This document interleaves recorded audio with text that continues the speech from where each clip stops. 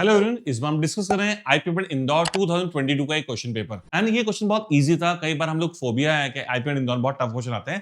बेटा easy question भी आते हैं जिसको आप आराम से अप्रोच। अब ये क्वेश्चन आपका पार्टनरशिप का है। अगर आपने पार्टनरशिप का एक भी क्लास मेरी पढ़ी होगी तो ये आप इजीली इस क्वेश्चन को आराम से ट्राई कर सकते हैं।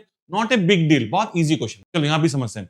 अशोक ने बिजनेस में कुछ पैसा लगा के इन्वेस्ट किया है और उसके कुछ टाइम बाद में बीबी ज्वाइन करता है, पर अशोक के इन्वेस्टमेंट का आधा लगा, ठीक है। और एंड ऑफ द ईयर, एक साल खत्म होने के बाद में जो उनका जो पैसा जो प्रॉफिट डिवाइड होता है वो 3:1 के रेशियो में। मैंने आपको कई बार पहले भी एक्सप्लेन कर रखा है प्रीवियस वीडियोस में कि प्रॉफिट जो डिवाइड करते हैं पार्टनरशिप के अंदर, कैपिटल को टाइम से मल्टीप्लाई करने पे जो वैल्यू आती है उसको प्रॉफिट में हम लोग क्या करते हैं, डिवाइड करते हैं। अब अशोक एंड दूसरा उसका पार्टनर भारत। अब हम बात करते हैं, देखो एक चीज समझना, जो भारत ने इन्वेस्टमेंट किया वो हाफ किया है किसके, अशोक के।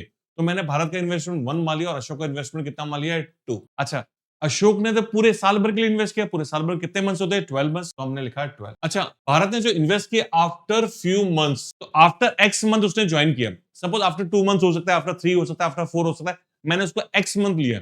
आफ्टर एक्स मंथ उसने ज्वाइन किया, तो उसने इन्वेस्टमेंट कितने मंथ्स का होगा, जैसे 2 मंथ्स के बाद ज्वाइन करेगा तो 10 मंथ के लिए इन्वेस्टमेंट होगा। हमने 12 में से 2 को माइनस कर दिया।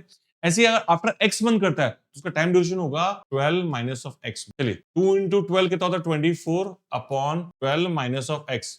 और जो कि प्रॉफिट का रेशियो कितना आपका 3:1। अब इसको क्रॉस मल्टीप्लाई करके सॉल्व करो, you will get the answer.